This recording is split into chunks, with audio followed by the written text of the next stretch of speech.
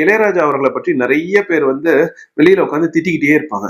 அவர் வந்து இப்படி நடந்துக்கிறாரு, அப்படி நடந்துக்கிறாரு அப்படின்னு. ஆனா எனக்கு ஐயா இளையராஜா கிட்ட ரொம்ப ரொம்ப பிடிச்சது என்ன தெரியுமா? இசையை தாண்டி அவங்க கிட்ட இருக்கிற ஒரு ஸ்வாக் அப்படின்னு சொல்லுவாங்க ஆங்கிலத்துல. இதுல தமிழ் எப்படி சொல்றது? தன் மேல் இருக்கிற நம்பிக்கை. அதுதான் என் இளையராஜா கிட்ட எனக்கு ரொம்ப பிடிக்கும். எல்லாரும் சொல்லி திட்டிக்கிட்டு இருப்பாங்க. இல்ல எனக்கு அது ரொம்ப பிடிக்கும். ஏன்னு நான் காரணம் சொல்றேன்.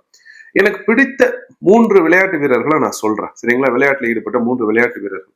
அவங்க 3 பேருக்கிட்டயுமே இந்த ஸ்வாக் அப்படின்றது இருக்கும். ஒருவேளை நம்ம கிட்ட இல்லாததுனால அதை வந்து மத்தவங்க கிட்ட இருக்கிறப்ப நம்ம அதை பார்த்து மகிழ்ச்சி அடைகிறோமா என்னன்னு தெரியல. முதல்ல எனக்கு பிடிச்சது கிரிக்கெட்டை பொறுத்த வரைக்குமே விவியன் ரிச்சர்ட்ஸ் அப்படின்னு ஒரு விளையாட்டு வீரர், வெஸ்ட் இண்டீஸை சேர்ந்தவர். அவரு வந்து பாத்தீங்கன்னு வச்சுங்களேன், ஆஸ்திரேலியால வந்து டென்னிஸ் லீ வேகமா ஓடி வந்து பந்த போடுவார். அவர் தலைக்கவசம் கூட அணிச்சிருக்க மாட்டாரு விவியன் ரிச்சர்ட்ஸ். பந்து வந்து பட போற மாதிரி போகும். ஆனா அதை பத்தி எல்லாம் கவலைப்படாம இந்த சூயிங்கம் அப்படியே வாயில மென்னுகிட்டே இருப்பாரு. அடுத்து வந்து டென்னிஸ் லிலி வந்து ஆஸ்திரேலியா மைதானங்கள் உங்களுக்கு தெரியும் எவ்வளவு பெருசா இருக்குன்னு. அந்த மைதானத்துல பந்தை வந்து போட்டுட்டு திரும்புறதுக்குள்ளார இந்த ஆஃப் சைட்ல ஓவர் த டாப் சிக்ஸ் அடிப்பாரு.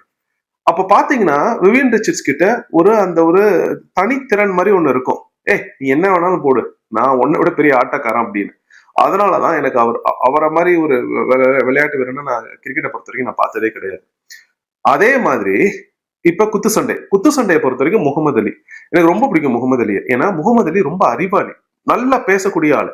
ஆனா அவர் அறிவாளி மட்டும் இல்லாம குத்து சண்டையிலும் பெரிய ஆளா இருப்பாரு.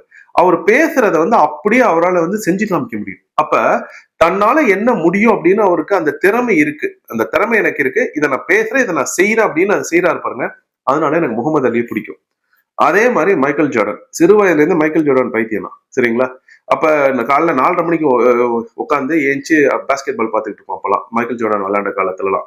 அப்ப மைக்கேல் ஜார்டன் கிட்ட பிடிச்ச விஷயம் என்னன்னா, அவர் யாரையாச்சும் வந்து உன்னால இது முடியாதுன்னு சொல்லிட்டாங்கன்னா அவர் சொல்லுவாரு, நான் காத்துக்கிட்டு இருப்பேன் யாராச்சும் என்ன யாராச்சும் இப்படி சொல்றாங்களா அப்படின்னு. அவன் சொன்ன உடனே அவனுக்கு முன்னாடி வெற்றி பெறணும் அப்படின்னே நான் வேலை செய்வேன், கடுமையா உழைப்பேன், நான் வெற்றியும் பெறுவேன் அப்படின்னு சொல்லுவார்.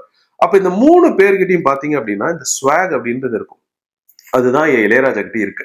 நம்ம எல்லாருமே இதை தவறா பாக்குறோம். அப்படிலாம் இருக்கணும்னு இல்லை. அவருக்கு அவரோட திறமை தெரியும், அந்த திறமையை அவர் வெளிக்காட்டவும் செய்யறாரு.